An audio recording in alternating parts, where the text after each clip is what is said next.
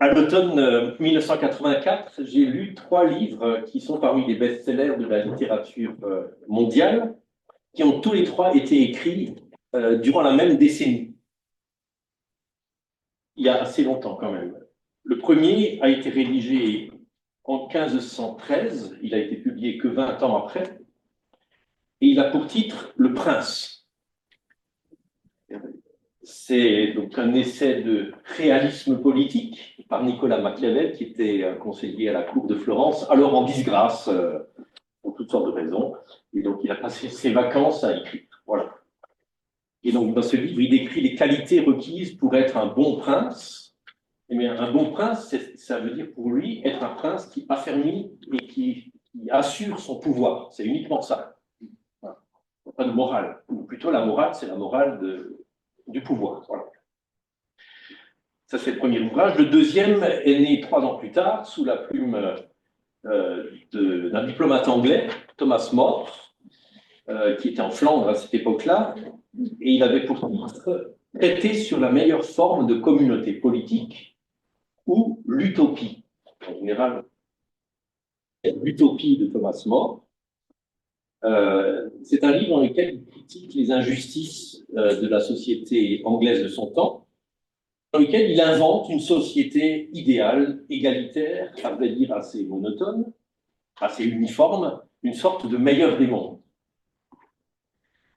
Et le troisième ouvrage que j'ai lu durant le même automne et qui est paru, lui, à la fin de l'année 1520, simultanément en latin et en allemand, sous le titre de la liberté du chrétien. C'est par un moine augustin du nom de Martin Luther, saxon. Et là, il décrit la vie chrétienne à l'aide de ce paradoxe. Un chrétien est un libre seigneur de toutes choses et il n'est soumis à personne. Un chrétien est un serf corvéable en toutes choses et il est soumis à tout le monde. Alors, du nom du premier auteur est sorti le concept de machiavélisme. Le mot utopie, il est entré dans le langage courant grâce à Thomas More. C'est un mot grec, hein, donc ça veut dire nulle part, tout simplement en grec, et c'est entré dans le langage courant avec son livre qui a eu beaucoup de succès. Et puis le troisième livre, pas uniquement celui-là, mais entre autres, ça faisait partie des grands écrits réformateurs de 1520, a déclenché le séisme ecclésial que vous savez et dont on débat encore aujourd'hui pour savoir si c'était la plus grande catastrophe que le christianisme ait subi ou bien si c'était l'événement le plus merveilleux qu'il ait subi, enfin qu'il ait vu depuis 2000 ans. Alors quel rapport avec l'œcuménisme?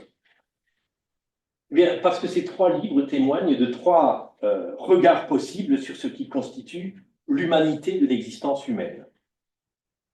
C'est quoi l'humanité de l'existence humaine? C'est le devoir de vivre avec d'autres humains. Être humain signifie toujours être en compagnie d'autres êtres humains, même quand on est un ermite, parce qu'on est au moins en compagnie du langage qui nous a été donné par les autres. Il faut s'en débrouiller. Et donc, l'œcuménisme, ben, c'est une des modalités de cette tentative qui est toujours renouvelée des humains de conjuguer la diversité, la multiplicité et l'unité que suppose l'expression être avec l'autre. Il y a de l'être avec, mais il y a aussi de l'autre, avec ce qui est autre. Et à travers la question de l'œcuménisme, ces trois regards sur la condition humaine ont traversé, je pense, nos soirées durant ce semestre. Je ne sais pas si vous avez observé, mais il y a eu quelques moments de réalisme. Et la tentation du réalisme est de tomber justement dans le cynisme machiavélique. Il y a eu des moments d'utopie. Et la tentation de l'utopie, c'est de se projeter dans l'illusion. Et puis, il y a eu des moments dialectiques, paradoxaux. Et la tentation de la dialectique, c'est d'en rester au statu quo. Alors, j'imagine que vous avez discerné avec moi qu'un investissement fécond de la réflexion et du geste œcuménique, mais ça consiste précisément à articuler ces trois regards. Réalisme, utopie et dialectique, mais de les articuler de manière à éviter ces trois tentations. Et donc c'est un exercice de ce genre que je vous propose ici, avec comme boussole cette question, unité chrétienne et diversité confessionnelle, ce qui est déjà en soi un paradoxe, gageur ou miracle. Vous avez le plan sous les yeux, c'est pas la peine que je vous l'annonce. C'est pas du tout le plan prévu au départ, et puis au fil de la réflexion, c'est devenu ça. Alors c'est pas très équilibré hein, comme partie, donc je vais passer plus de temps sur la gageure que sur le miracle. Alors d'abord, pourquoi ce serait une gageure? Eh bien, si on regarde les choses un peu avec réalisme, on se dit d'abord que l'union fait la force. C'est pas à force de se dire ça que ça réussit. Alors il y a peut-être quelqu'un qui a un micro allumé, ça résonne, ça. Voilà.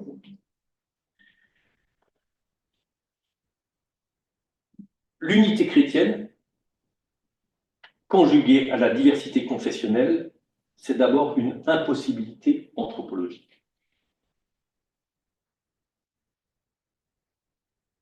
C'est une impossibilité parce que l'union fait la force, ça ne suffit pas à la réaliser.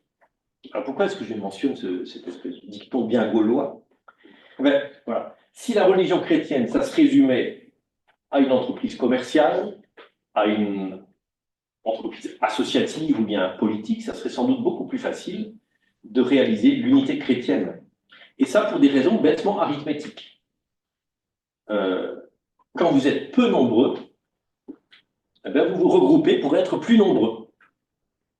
Et dans une société post-chrétienne, qui est la nôtre aujourd'hui, où les chrétiens se sentent de plus en plus dans des situations minoritaires, pas seulement au niveau des chiffres, mais aussi au niveau de la culture, c'est-à-dire que les chrétiens qui semblent disparaître de la culture commune, en tout cas en Occident, eh bien, au fond, le réflexe le plus normal, ben, c'est de dire ben, on va se regrouper, comme ça on aura au moins le sentiment d'être plus nombreux. C'est quasi mécanique. J'ai constaté ça au moins dans 2 lieux de ma petite expérience pastorale, dans les paroisses où j'ai officié. J'ai remarqué qu'il y avait des paroisses, au fond, assez fortes, assez vivantes, etc., dans des villages ou des petites villes où il y avait catholiques, protestants, etc.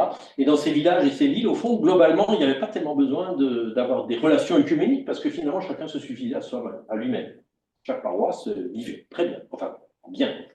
Et puis d'autres villages où, ben voilà, on avait un sentiment d'effondrement, et là, dans le sentiment d'effondrement, tout à coup, on se dit, mais l'autre aussi a le sentiment d'effondrement. On se sent faible. Et on se dit, bah, l'union fait la force. Alors, je ne le dis pas forcément comme ça. Mais du coup, on est beaucoup plus tenté, au fond, et heureusement d'ailleurs, dans ces situations, de faire des rapprochements et de dire, ben voilà, si en tant que chrétien, on se sent diminué, au fond, là où 2 ou 3 sont rassemblés, ben, il vaut mieux être 2 ou 3 que tout seul, voilà, tout simplement. Par contre, effectivement, quand il y a une vie, voilà, on n'en a pas besoin. Alors, bien sûr, ce constat doit être nuancé. Je ne connais pas toute la vie de toutes les églises, du monde. Et je pense que, de toute façon, le dépassement des antagonismes confessionnels n'a pas attendu le déclin du christianisme ou l'instinct de survie pour se développer. Les historiens de l'œcuménisme soulignent que, au fond, ce dépassement commence déjà dès le XVIIIe siècle, du moins à l'intérieur du protestantisme, sous l'influence du piétisme d'une part et des Lumières d'autre part, c'est-à-dire d'une réflexion qui veut prendre quelques distances avec les confessions. Le siècle précédent, au XVIIe, c'était le grand siècle du confessionnalisme protestant, où il y avait des retranchements très durs sur des positions soit réformées, soit luthériennes, et avec des conflits dogmatiques assez importants. Il est hors de question de se mélanger. Et puis, sous l'influence voilà, d'autres réflexions, d'autres spiritualités aussi, et, on a commencé quand même à se rapprocher.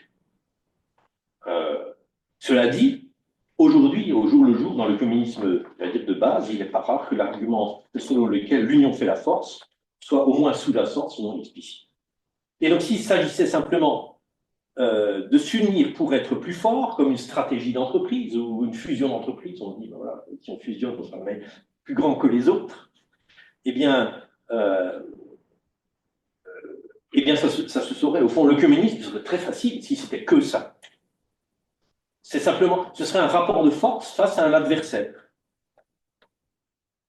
Alors, de fait, dans les relations œcuméniques tout à fait concrètes, j'ai dit que je serais réaliste, ça ne fait pas forcément toujours plaisir, mais combien de fois j'ai vécu des discussions œcuméniques, des rencontres œcuméniques, où on s'amuse à casser du sucre sur le dos de la dénomination qui n'est justement pas là. Et donc on a compris ainsi cet aphorisme freudien. Il est toujours possible d'unir les uns aux autres par des liens de l'amour, une plus grande. Il est toujours possible d'unir les uns aux autres par les liens de l'amour, une plus grande masse d'hommes, à la seule condition qu'il en reste d'autres en dehors d'elle pour recevoir les cours. Alors il y a une version beaucoup plus soft de ça. C'est de dire, au fond, c'est ensemble qu'il nous faut témoigner de l'Évangile, parce que la division d'Église est un scandale pour le monde. Ensemble, on sera plus fort pour témoigner de l'Évangile. Et donc l'autre, l'adversaire, on ne le dit pas comme ça dans ce contexte-là, c'est quoi? Ben, c'est le monde qu'il faut vaincre en le faisant devenir l'Église. Mais vous comprenez bien que si c'était que ça, le communisme, ça ferait longtemps que ça serait réalisé, en tout cas en Occident, où le christianisme est en déclin. Et ce qui est donc frappant, c'est que les divisions perdurent. Vous avez vu que durant nos séances, il y a quelques lieux où manifestement, il y a une impossibilité de dépassement des frontières entre catholiques et protestants. Et là, je suis déjà dans ma deuxième partie. Qu'est-ce que la religion? Entre catholiques et protestants, voilà, l'Eucharistie, le ministère et le sacerdoce, le statut de la papauté. On a l'impression que ce n'est pas de mal avec qu'on résoudra ce problème. Entre dénominations protestantes, il y a aussi des divisions très très profondes. J'en mentionne une ou deux. Le baptême, l'herméneutique biblique, le rapport au monde, et le rapport aussi à la tradition ecclésiale, etc. Quand on commence à parler ensemble, on se rend compte que finalement, on est moins... En théorie, on est ensemble, on est tous protestants, je parle des protestants là, on est tous protestants, mais au fond, qu'est-ce que ça veut dire? Ça veut dire des choses très, très différentes pour les uns et pour les autres. Et on s'y réfère tous à un événement qui a eu lieu au XVIe siècle, on s'y réfère de manière tout à fait différente. Parce que ce n'est pas d'ailleurs pas un seul événement, c'est plusieurs événements.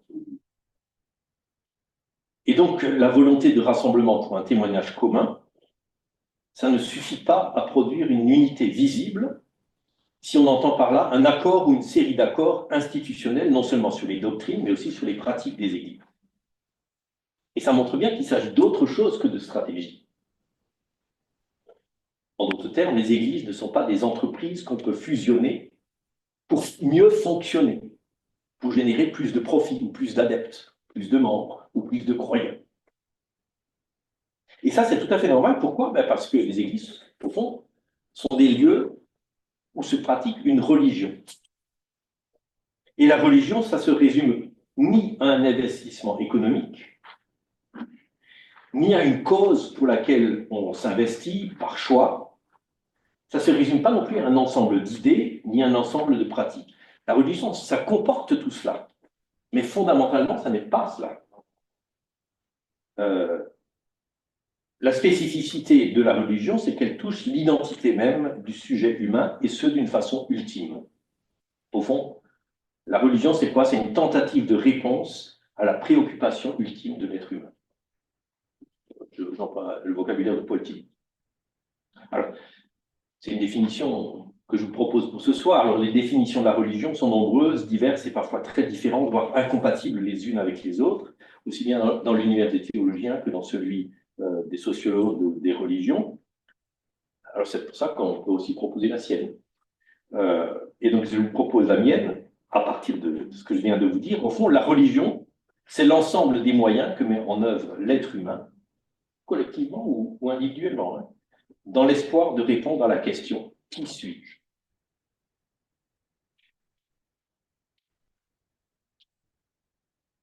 La religion, alors là je fais un appel un tout petit peu artificiel aux deux hypothèses étymologiques sur le mot religion. Hein. La religion, c'est ce qui me relie à moi-même, aux autres et au tout autre éventuellement, en me donnant des outils pour relire mon existence à la lumière d'une parole qu'elle présente comme une parole divine à sa façon. la question « Qui suis-je ?» ça n'est jamais que l'autre versant de la question « Qui es-tu » Et donc, le théologien chrétien, en tout cas, la connectera à cette autre question que la Bible énonce dès sa deuxième page. Où es-tu? Où es-tu? C'est une question que Dieu adresse à l'être humain. Et donc, cette définition de la religion implique deux mouvements opposés. D'une part, elle étend le champ de la religion bien au-delà de ce qui est traditionnellement considéré comme religieux, parce que finalement, on peut chercher à répondre à la question « Qui suis-je » de manière fondamentale et ultime dans toutes sortes d'activités, dans toutes sortes de réflexions qui ne sont pas forcément considérées comme religieuses en elles-mêmes. Donc elle étend cette définition, et en même temps, le champ de la religion, et en même temps, elle restreint le champ. Pourquoi?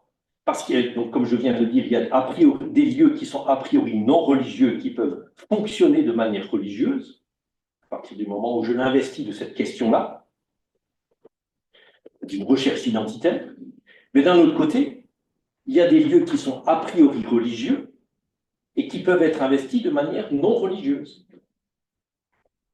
Dans l'univers de protestants, il y a pas mal de personnes qui peuvent changer d'église pour des raisons non religieuses, tout à fait utilitaires. Quand j'étais étudiant à Strasbourg, je fréquentais des clubs bibliques, des groupes bibliques, il y a tout ce qu'on veut à Strasbourg dans ce domaine-là. Et puis là, dans un groupe biblique, donc, il y avait des gens de toutes sortes d'églises différentes. Voilà.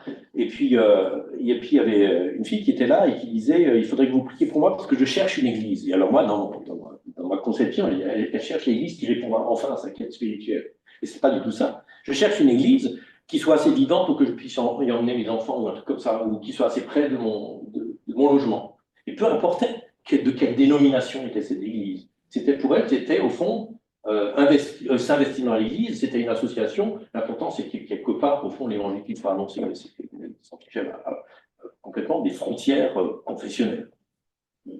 Et donc, l'appartenance à telle ou telle institution ne relève pas forcément d'une identité spirituelle, mais de l'opportunité du moment. Alors, cette définition assez, subjective, oui, de la religion, ça évite le travers d'un certain laïcisme qui part du présupposé que l'appartenance religieuse relève simplement d'une espèce de choix conscient et optionnel qu'on pourrait donc gérer en toute conscience et dont serait maître l'individu. Par exemple, il y a des débats qui ont eu lieu en France avec des questions autour de la laïcité. Au fond, manger du porc ou ne pas manger du porc à la cantine, ça relèverait, selon ce laïcisme, du choix de s'engager ou non dans une revendication identitaire de groupe, une militance pour une cause. Et donc, tu peux très bien accepter de manger du porc à la cantine, puisque c'est ton choix. Oui. Comme c'est ton choix de porter tel vêtement ou d'investir dans telle association, etc. Or, les personnes qui sont confrontées à cette question, parfois, je ne dis pas tout le temps, peuvent être confrontées à ces questions de manière, je dis, traumatique, comme un traumatisme personnel. Un viol non seulement de la conscience, mais j'allais dire de l'être même, du corps, puisqu'il s'agit de manger du porc. Au fond, une trahison de soi-même, si on est obligé. Ce n'est pas quelque chose que l'on choisit, c'est quelque chose qui s'impose dans la quête identitaire profonde et non pas dans une quête identitaire superficielle, comme on fait mine souvent de le penser dans ce genre de questions-là. Et ça explique aussi un tas de conflits qui apparemment ne sont pas des conflits religieux et qui sont en fait des conflits religieux. Pourquoi? Parce que les personnes qui sont en jeu dans ces conflits s'investissent d'une manière profonde, investissent leur identité d'une manière profonde là-dedans. Alors, ça, pour expliquer pourquoi il y a des passages impossibles, j'en viens à ma troisième partie, parce que cette définition de la religion explique, à mon avis, la difficulté, voire l'impossibilité de certaines avancées œcuméniques. Il y a des avancées œcuméniques, de fait, et sans doute qu'on ne mesure pas ce que ça signifie, le fait de pouvoir discuter entre églises sans se persécuter, sans s'affronter entre églises.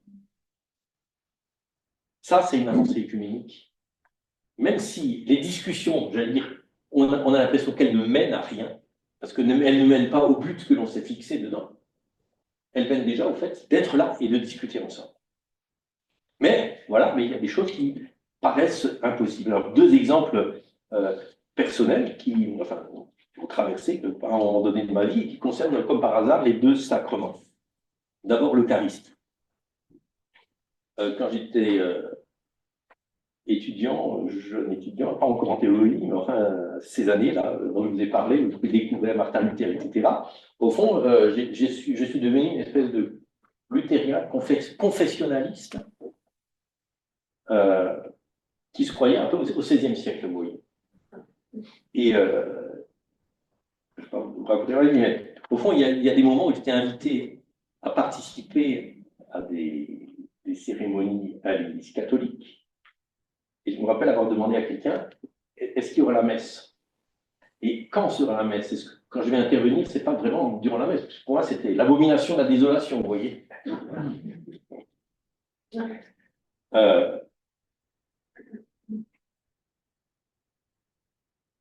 Pourquoi?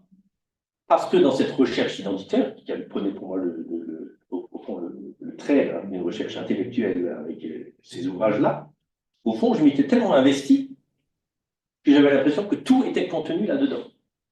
Actuellement, si vous projetez au XXe siècle la manière dont Luther peut parler parfois de la messe catholique, ça donne des choses assez incohérentes.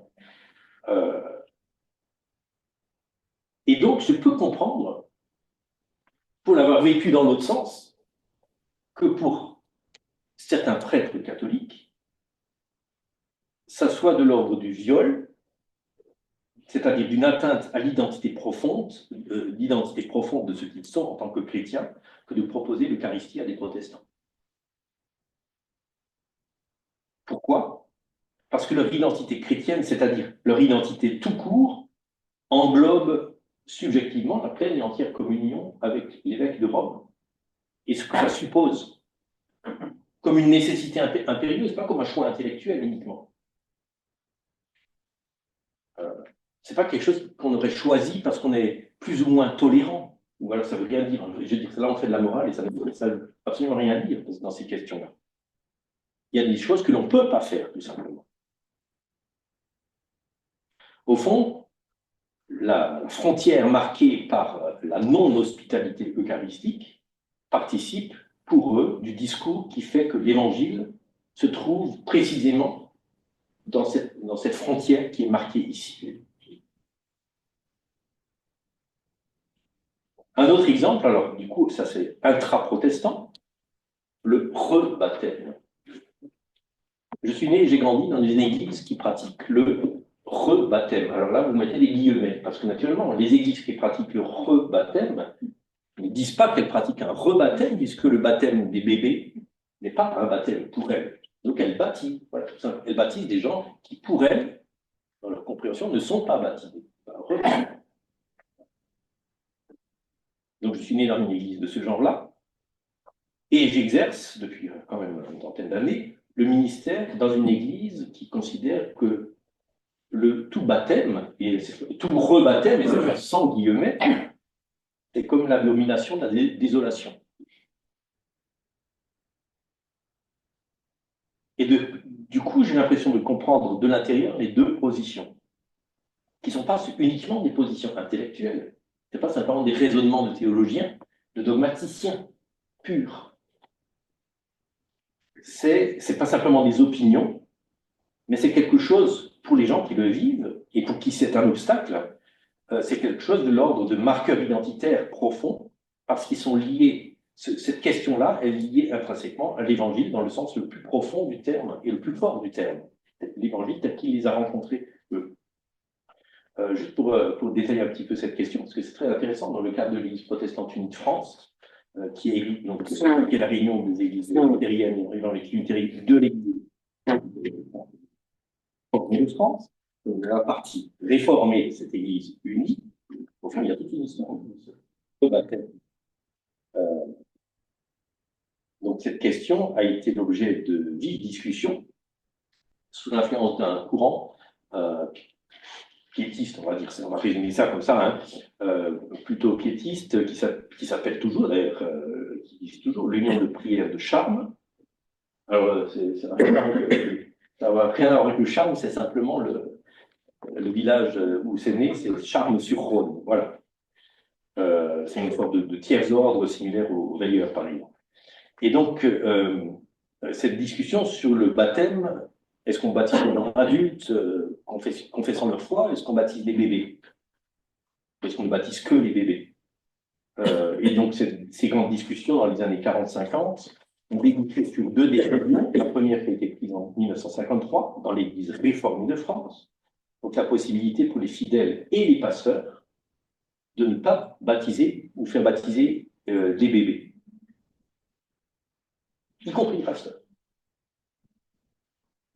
Et la deuxième décision, c'était un accord qui a eu lieu formellement 20 ans plus tard, 1972, un accord sur quelque chose qui semble étrange et qui, au fond, provoque toujours des discussions, c'est sur la confirmation du baptême par immersion. Il s'agit, au fond, à l'union de prière de Charmes, on peut confirmer son baptême par immersion. C'est-à-dire, voilà, c'est les mots, c'est difficile à trouver. Parce que, vu de l'extérieur, ou de l'intérieur, peu importe, hein, ça relève pour certains d'une espèce de compromis diplomatique qui est acceptable, voire prophétique, parce qu'il permet de conjuguer à la fois l'insistance sur l'unicité du baptême, et l'union de prière insiste là-dessus, on est baptisé une fois, et donc la communion sur ce point avec l'ensemble des églises chrétiennes, et, enfin quasiment l'ensemble des églises chrétiennes, et en particulier des églises pédobaptistes comme l'Église réformée de France, et d'autre part la nécessité pour certaines personnes de vivre quelque chose de l'ordre du baptême de conversion, donc qui résulte d'une expérience de foi, et donc un élément de spiritualité baptiste. On se dit, ben voilà, c'est pas mal, on fait une confirmation du baptême par immersion, donc on ne rebaptise pas, mais quand même, et alors là, arrive, on fait quoi? Et d'autres personnes, en voyant ça, disent, ben on fait semblant, c'est-à-dire on ment.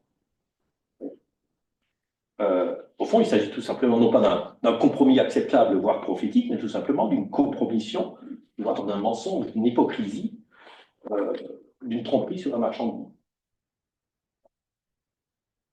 On baptise, parce que de fait, c'est ça qui se passe, tout en disant qu'on ne baptise pas. On dit l'inverse de ce qu'on est en train de faire. Et là encore, je comprends les deux positions. Et je ne vais pas vous répondre sur cette question, je ne vais pas vous dire la mienne, mais je comprends les deux positions.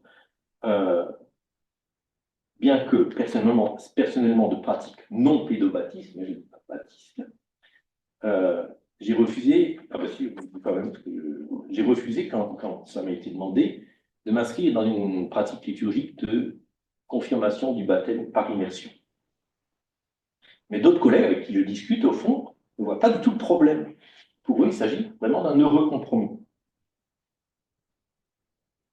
Alors, ce qui intéresse mon propos aujourd'hui, ce n'est pas tellement le fond de l'affaire. On ne va pas le résoudre ici ce soir, je ne pense pas. Quoique, il est possible. Hein. Bon, mais miracle.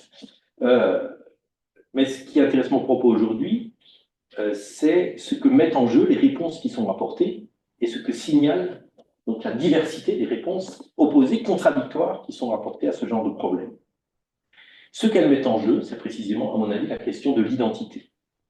Non pas l'identité choisie, mais l'identité non choisie. Je ne dis pas l'identité subie, hein, mais l'identité non choisie, celle qui est l'objet précisément de la quête identitaire.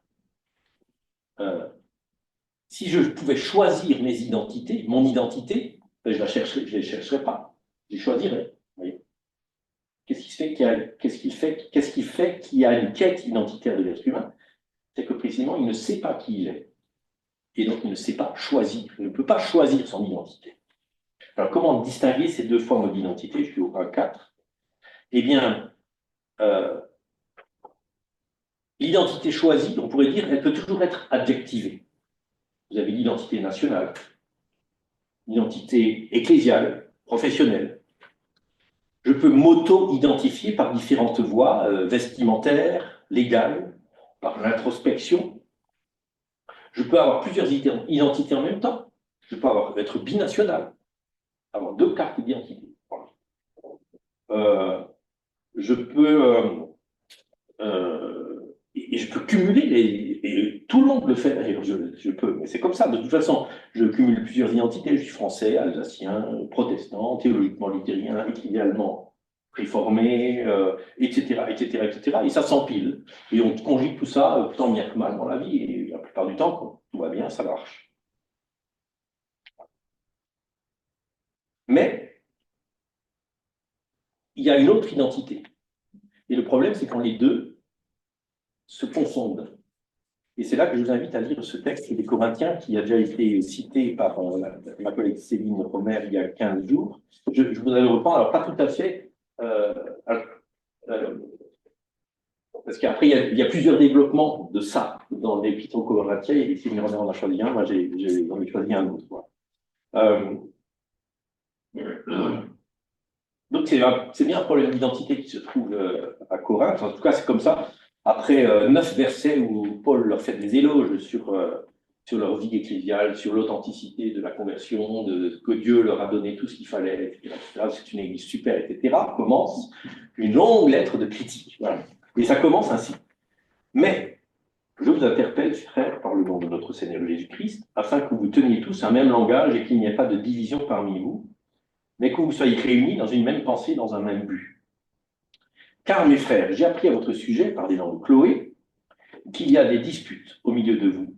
Or, je dis ceci, c'est une traduction un peu littérale, un peu personnelle, hein, même tout à fait personnelle. Or, je dis ceci, chacun de vous dit, eh bien moi, je suis de Paul, mais moi d'Apollos, mais moi de Céphas, mais moi de Christ. Christ a-t-il divisé, Paul a-t-il été crucifié pour vous, ou est-ce au nom de Paul que vous avez été baptisé? Est-ce qu'il y a quelqu'un qui a fait ça?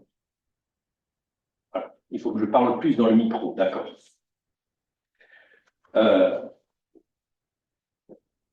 Voilà.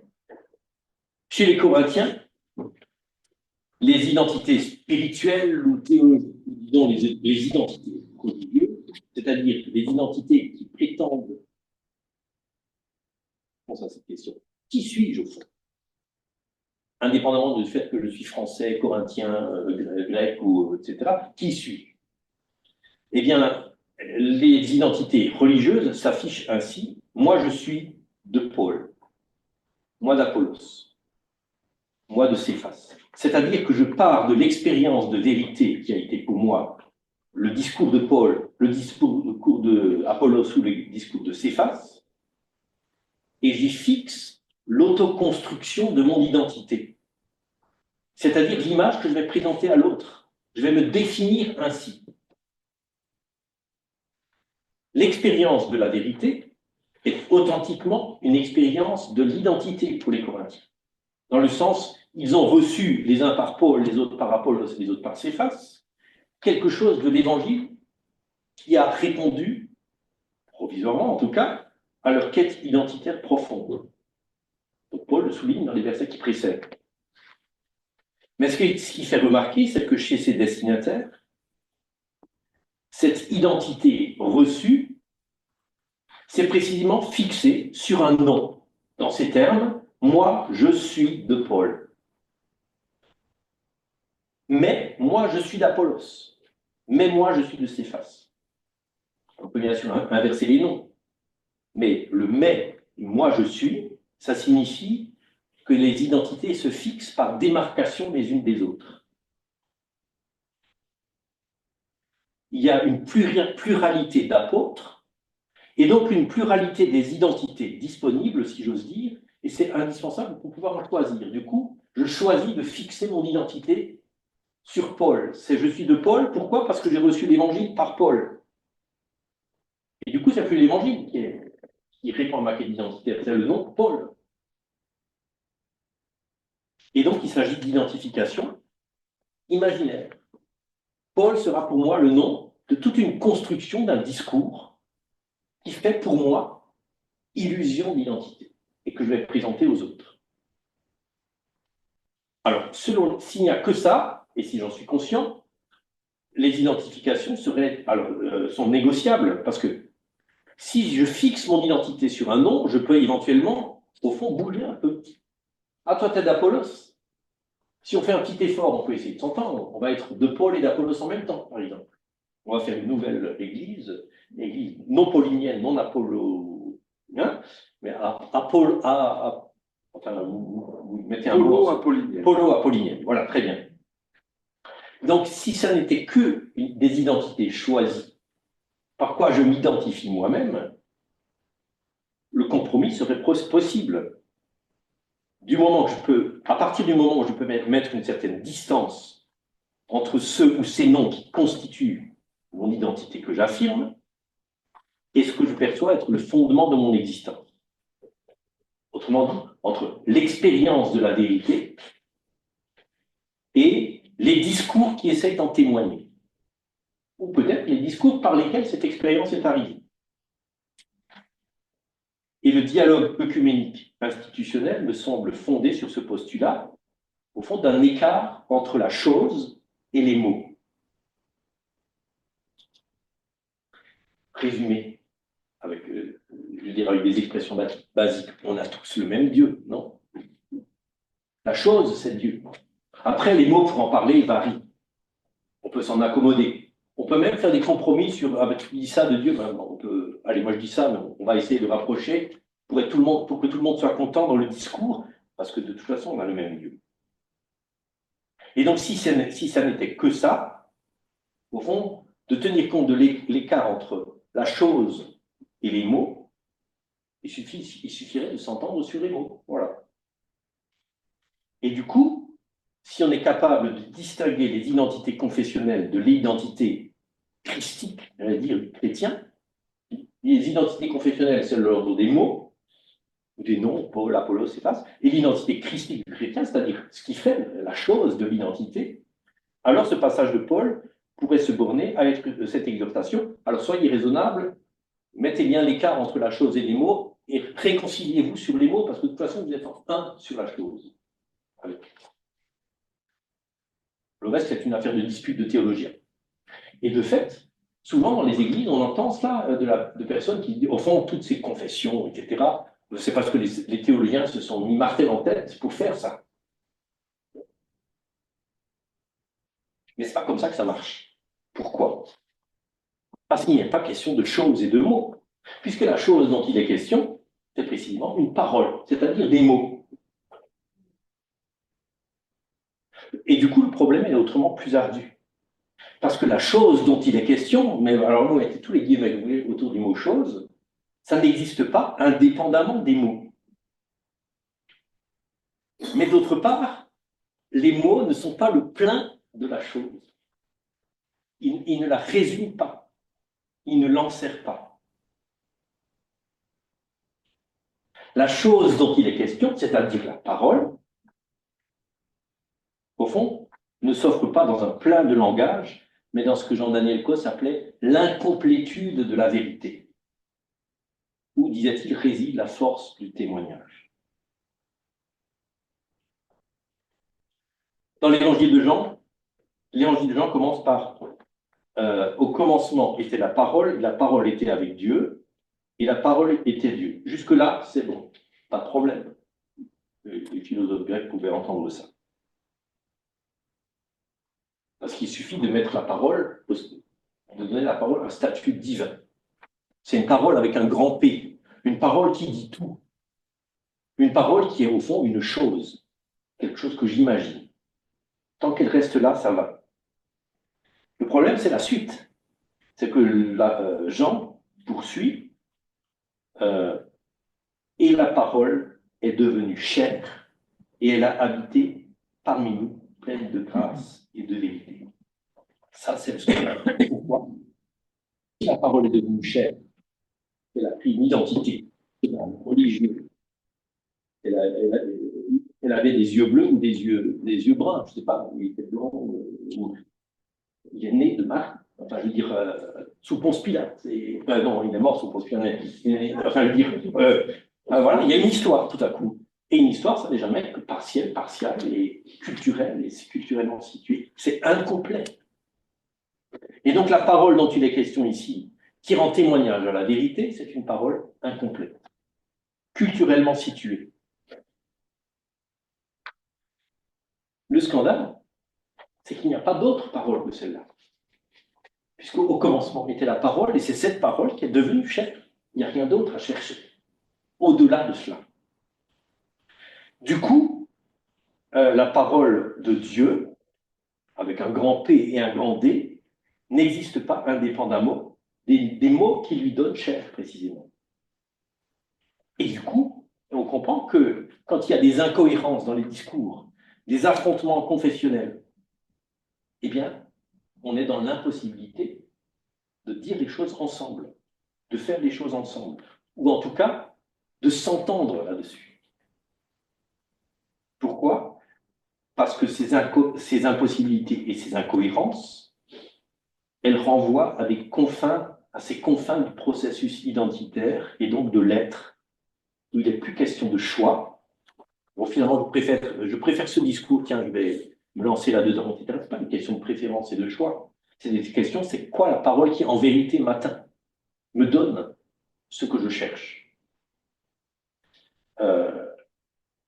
Il est question de réception d'une parole, quasiment à son propre insu. Une parole qui ne s'épuise pas dans les mots, mais qui n'est pas une chose et qui n'existe pas en dehors des mots. Pour dire ça d'une manière un peu avec une histoire, ça sera une parabole. Parmi mes paroissiens, dans le village où j'étais pasteur, il y avait un homme qui était très fidèle au culte avec son épouse, un homme assez âgé quand même, et son épouse aussi, qui participait activement à la vie de la paroisse depuis des dizaines d'années. Ils étaient parents d'adultes qui eux-mêmes étaient engagés dans la paroisse, qui eux-mêmes envoyaient leurs enfants au catéchisme, qui étaient actifs dans le catéchisme, etc., etc. Bref, des paroissiens, comme on en aimerait beaucoup plus dans les paroisses. Mais, quand il y avait la Sainte Seine au culte, lui ne s'avançait jamais dans le cercle. Il restait assis sur le banc. Je ne lui ai jamais posé la question pourquoi.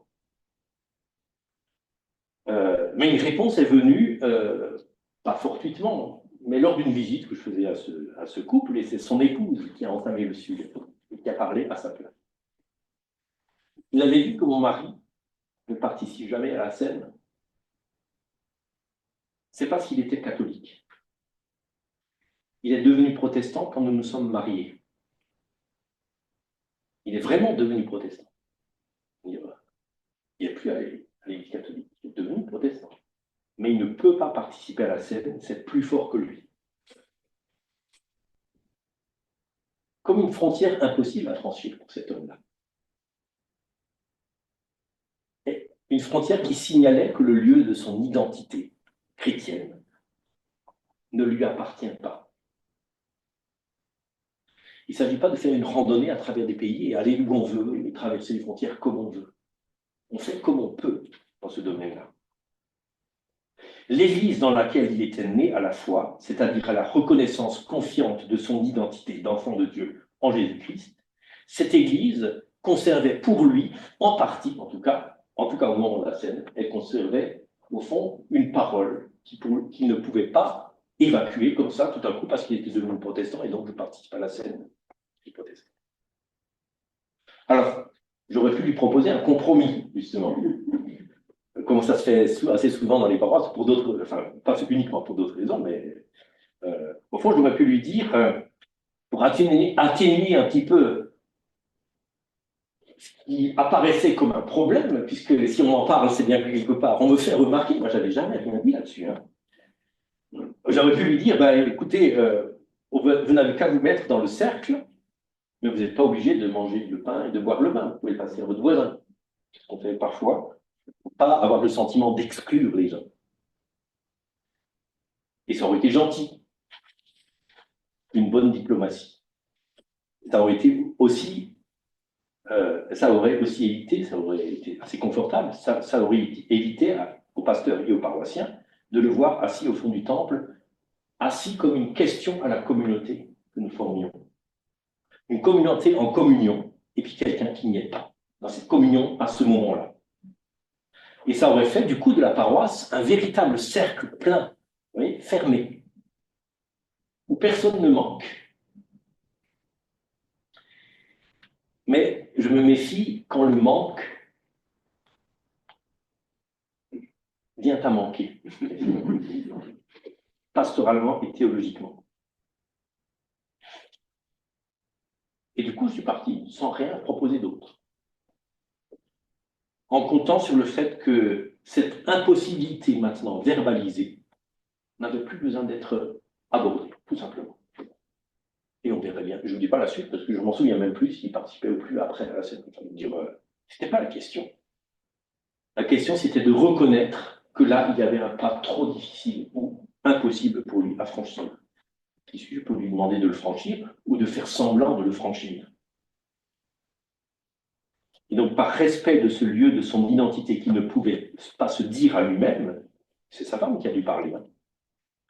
Et je pensais que l'important, c'était que pour lui, à travers les mots de son épouse, cette impossibilité soit posée, reconnue, et non plus comme un problème, mais comme une réalité.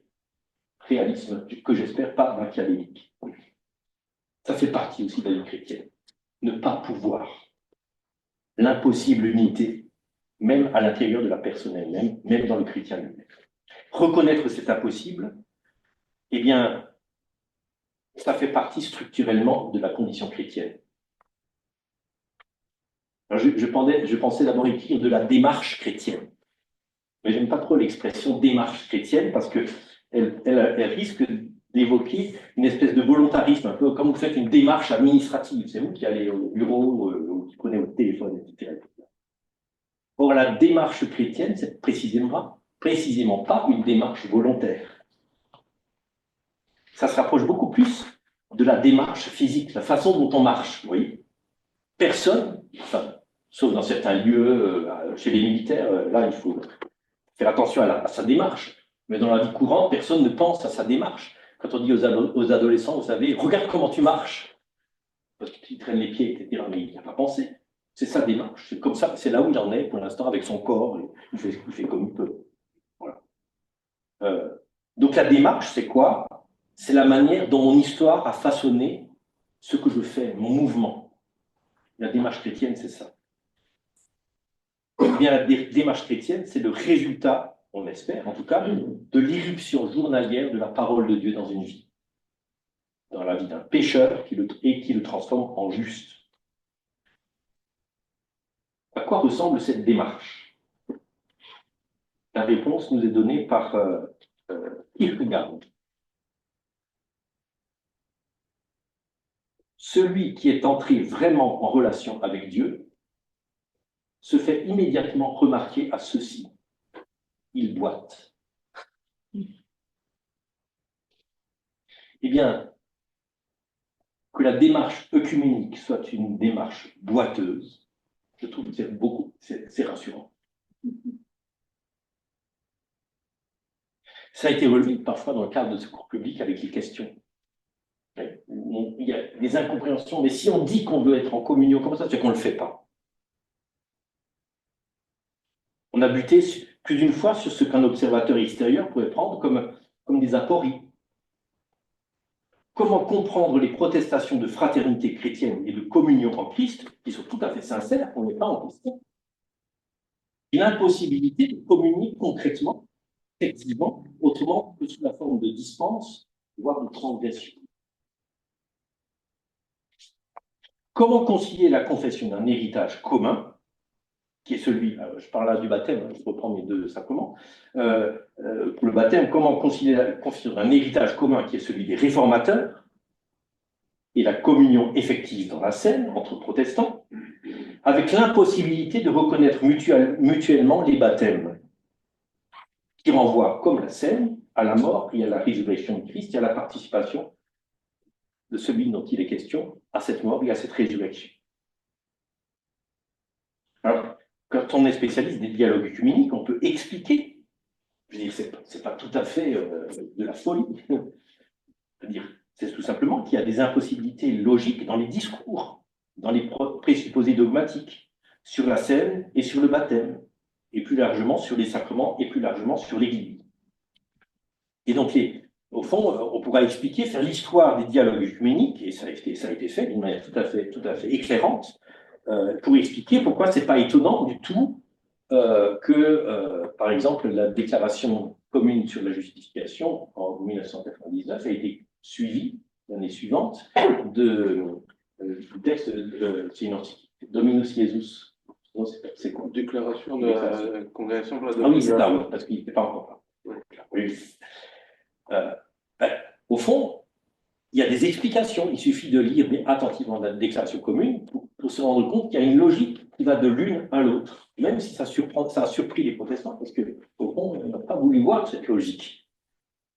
Ce n'est pas contradictoire. Il suffit de lire les notes de bas de page, j'allais dire, de la déclaration commune pour le voir. Je ne peux pas en parler plus tard si vous voulez.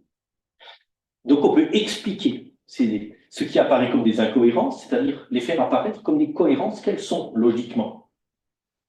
Mais expliquer, ça n'est pas comprendre. La compréhension de cette boiterie fondamentale de l'œcuménisme, comme de la vie chrétienne, ça relève, à mon avis, d'une conversion. Le groupe des Dombes a appelé à la conversion des églises. Et je crois qu'il y a une conversion, avec raison. Il y a une conversion tellement profonde, une véritable conversion, c'est-à-dire une conversion qui est de l'ordre, non pas d'un effort de compréhension, mais au contraire de l'abandon d'un effort de réaliser l'impossible. Alors, ce n'est pas tout à fait comme ça que j'entends le groupe des Dombes.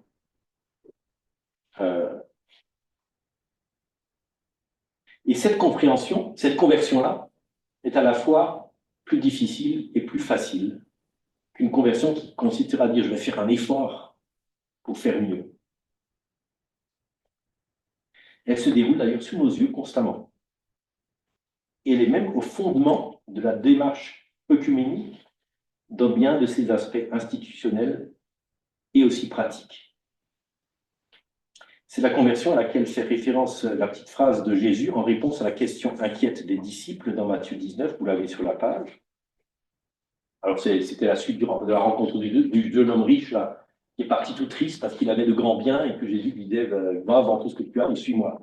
Il est parti. Alors il est allé, on sait d'ailleurs pas ce qu'il va faire, il est parti pour aller vendre ses biens. Et donc les disciples sont là. Donc Jésus commence la situation. Je vous le dis en vérité, un riche entrera difficilement dans le royaume des cieux. Je vous dis encore, il est facile à un chameau de passer par le trou de midi, il va entrer dans le...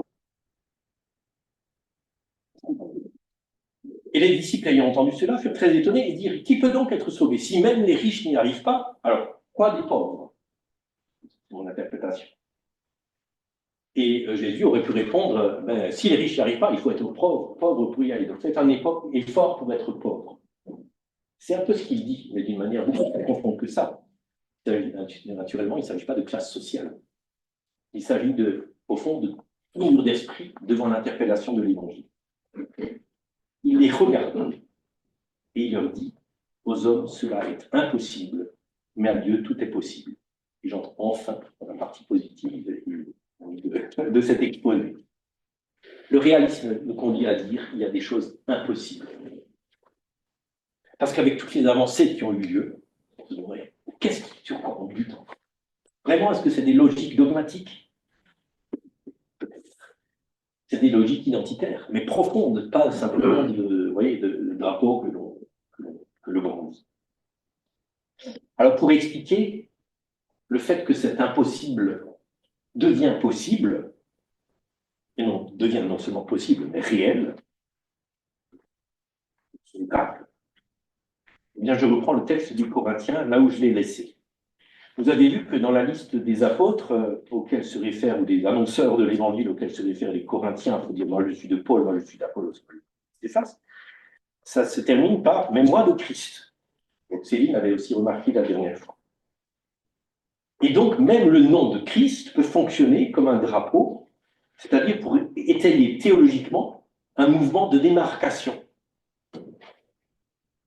Dans ce texte, dans cette liste, il arrive à la suite des autres sans aucun saut qualitatif. Et donc, Pierre fait remarquer aux Corinthiens que le geste identitaire de brandir un nom, importe plus que le contenu de l'identité. Au fond, il est en train de dire, ben, vous qui dites, moi je suis de Christ, vous imaginez que vous avez trouvé la solution, vous êtes les plus intelligents dans l'histoire. Parce que quand on est de Paul ou d'Apollos, on peut toujours dire d'un autre à côté, je suis dans telle confession, telle confession. Moi, je suis chrétien. Ça coupe court à toute discussion. Et donc, j'ai gagné. Eh bien, en faisant ça, vous êtes exactement comme les autres, Paul.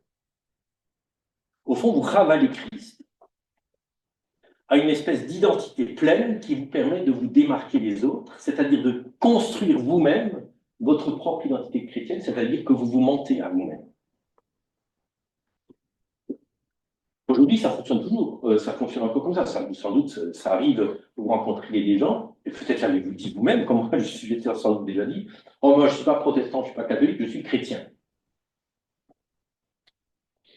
Mais qu'est-ce que ça veut dire? Ça veut dire que je suis comme celui qui s'affirme protestant, ou comme celui qui s'affirme catholique, simplement, je pense avoir eu le dernier mot sur la question. Et donc, l'identité chrétienne qui est ainsi affichée dans un mouvement de démarcation, au fond, c'est une espèce d'OPA sur le nom Christ. Le Christ arrive en bout de liste, comme l'expression de celui qui pense avoir le dernier mot. Mais chacun de ceux qui l'ont précédé pensait avoir le dernier mot. Oui. Parce que si je suis d'Paul, c'est quand même mieux que celui qui est d'Apollos à côté de moi, etc.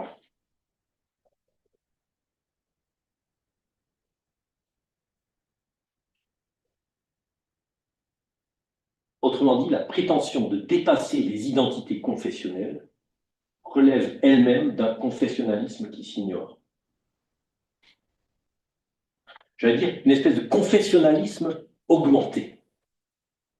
Augmenté de la prétention de surplomber les autres. Quand je dis je suis de Christ, ça ferme la bouche à tous les autres. Parce qu'aucun autre apôtre ne fait le poids en face du Christ, n'est-ce pas? Et donc le nom de Christ devient le comble de l'affirmation identitaire particulière, précisément, dans sa prétention à la récapitulation des autres, qui n'est tout simplement que le nom de leur disqualification. Alors ça, c'est le diagnostic que pose Paul. Alors maintenant, quoi faire pour que le miracle ait lieu? Est-ce qu'on peut faire que le miracle ait lieu? Ça, c'est encore une autre question. Je pense que Paul le fait tout simplement en écrivant. Alors, il y a d'abord deux fausses pistes. La première serait de dire, au fond, que Paul exhorte les Corinthiens à s'entendre. C'est la piste morale. Au fond, on peut lire le début de ce passage en disant, quand même, au nom de Jésus, vous êtes frères et sœurs ensemble, quand même, ne vous disputez pas à ce point. Oui, un peu comme on dit à nos enfants qui discutent. Il fait la morale. Ressaisissez-vous. Alors, je ne suis pas convaincu que cette piste soit la bonne pour une raison pratique et pour une raison exégétique. La raison pratique, c'est tout simplement que ce n'est pas parce que j'exhorte quelqu'un à ne pas se disputer avec un autre, et peut-être même qu'il va m'obéir, que ça va résoudre le problème, surtout quand le problème, ça touche l'identité profonde des personnes. On peut dire, faites semblant de vous réconcilier, et les enfants, je te pardonne, etc. En fait, en croisant les doigts derrière le dos, etc. Alors, en général, avec les enfants, c'est beaucoup plus simple parce qu'ils oublient. Enfin, je ne sais pas comment ça marche, mais les adultes, c'est beaucoup plus compliqué, surtout en religion. Ça peut durer des siècles. Hein. Et en politique aussi, d'ailleurs. Voilà. Donc, voilà. C'est pas en disant, allez, vous êtes tous frères, soyez comme des frères, etc., que Paul va résoudre le problème. C'est pas du tout comme ça qu'il veut le résoudre. Il y a une variante de cette piste morale, ce serait la deuxième piste, c'est que Paul relativise les identités confessionnelles. Au fond, on a tous le même Dieu. Ce n'est pas la peine de se disputer pour savoir si la théologie de Paul est meilleure que celle d'Apollos ou de Céphas. Je ne suis pas plus convaincu par cette piste-là que pour une autre, parce que Paul ne relativise pas ce que vivent les Corinthiens. Au fond, ce qu'il dit, alors c'est un peu plus loin dans l'épître, Paul a semé, ou je ne sais plus qui c'est qui sème et qui c'est qui arrose, c'est-à-dire s'il en manque un, ça ne marche plus. C'est-à-dire que c'est vital que vous ayez entendu l'évangile par la voix de Paul, par la voix d'Apollos, etc. Oui. C'est pas rien. Et il le dit tout au long de l'épître, vous êtes des vrais chrétiens parce que vous avez entendu le vrai évangile par ma bouche et par la bouche des autres. On ne va pas relativiser ça quand même.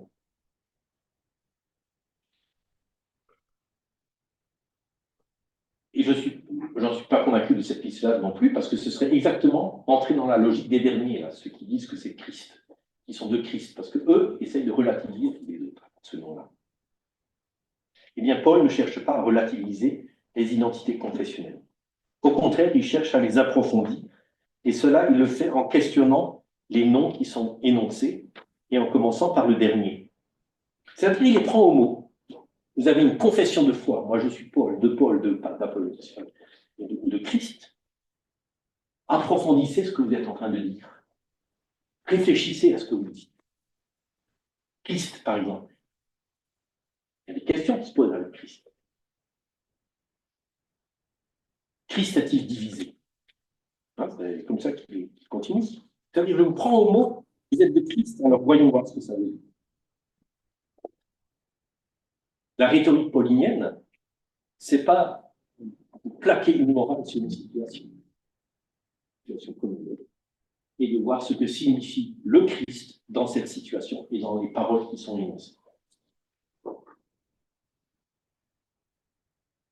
Et donc, il ne s'adresse pas à eux, non pas par au-dessus, en leur disant ce qu'il faut faire et comment il faut être, mais par en dessous. Christ a-t-il divisé? Paul a-t-il été crucifié pour vous? Au fond, il ne s'agit pas d'en rajouter dans la concurrence théologique. Là, je reprends quelque chose que j'avais mis dans un article qui est paru cette année-là, mais ça ne passe pas par opposer sa propre référence aux autres, mais par déployer les références que présentent les Corinthiens eux-mêmes. Simplement, il leur dit, si tu dis « je suis le Christ », alors regarde ce que ça veut dire, et souviens-toi du Christ dans lequel tu as cru. Et les chapitres suivants sont tout entiers occupés à nous dire qui est le Christ dans lequel les Corinthiens ont cru. C'est le Christ crucifié. Le Christ crucifié, c'est exactement l'inverse du Christ identitaire que brandissent les Corinthiens. Vous voyez, ce n'est pas une concurrence, c'est le même Christ. Sauf que c'est l'inverse. J'en parle différemment, d'une manière complètement retournée. Être chrétien, ça veut dire quoi? C'est recevoir son identité dans la communion en un Christ crucifié. Je reviens à ce qui nous occupe, puisque là, c'était à Corinthe, il y avait déjà des problèmes œcuméniques, vous voyez. Ce qui nous occupe, ce que ça veut dire? Ça veut dire que la communion chrétienne n'a rien pour la soutenir que la parole et la foi. Le Christ est la forme de la foi, disait Luther, c'est-à-dire ce qui lui donne forme à la foi. Et c'est quelle forme? Elle a la forme d'un Christ crucifié.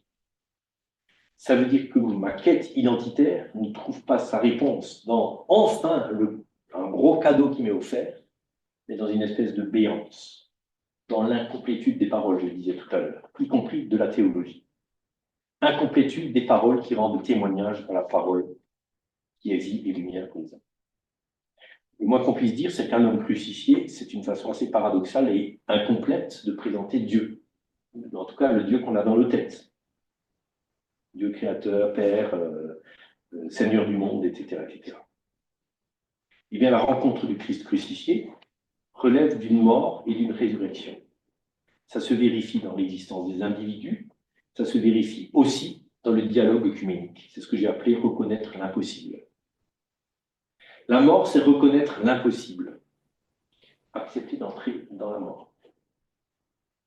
La résurrection, c'est quand le miracle de que cet impossible devienne réalité, quand il est donné à vivre. Et ça, nous le vivons tous les jours, la preuve. Et donc, il y a un passage dans les évangiles où il y a des interlocuteurs qui réclament à Jésus un miracle, ou un signe, sémeion en grec, pour pouvoir croire en lui. Fais-nous un miracle que nous puissions croire en toi. Et vous vous souvenez de la réponse de Jésus?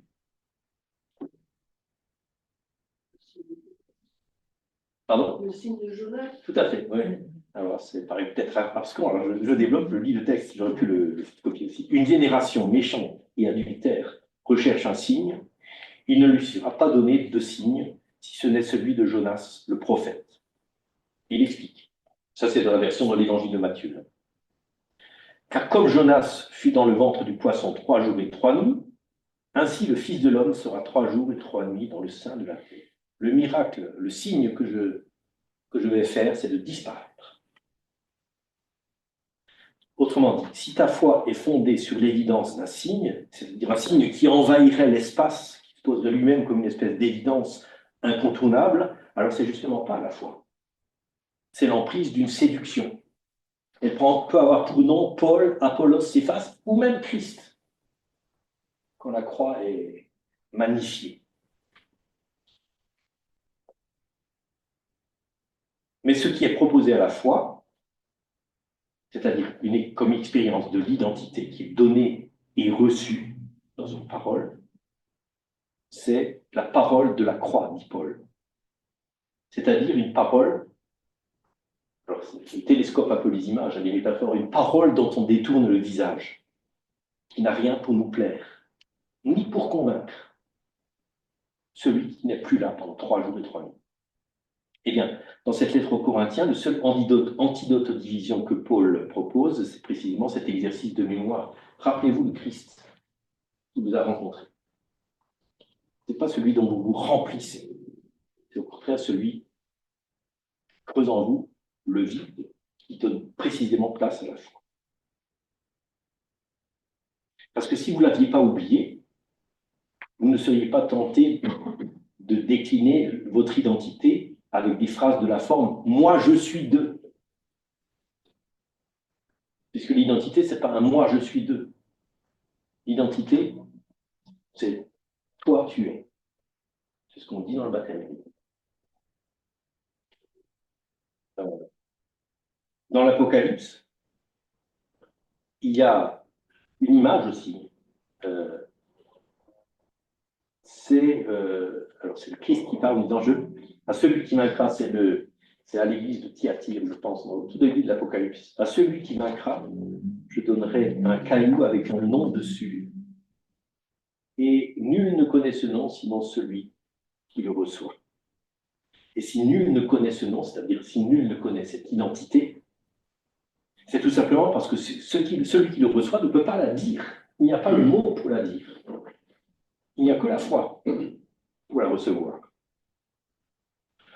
Le propre de ce nom, de cette identité, c'est qu'elle est toujours donnée, jamais possédée, maîtrisée, jamais encadrée dans un nom ou dans une confession identifiable, imaginable.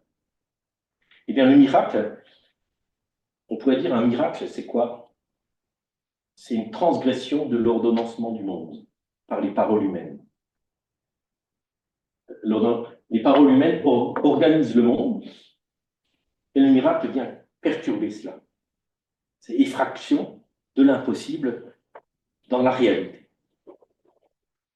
Alors, si j'avais une définition de l'œcuménisme, du miracle œcuménique, je dirais, l'œcuménisme est transgression de l'ordonnancement des mondes ecclésiaux. Il est reddition des images taillées de la vérité et donc des mensonges devant une vérité qui s'offre précisément par l'absence. Et donc, il y a ce joyeux paradoxe qui nous fait dire, alors même que nous luttons devant des impossibilités identitaires, celles que j'ai évoquées, je crois que l'Église est une, sainte, catholique et apostolique. Je ne le crois pas parce que je le vois, mais je le vois parce que je le crois.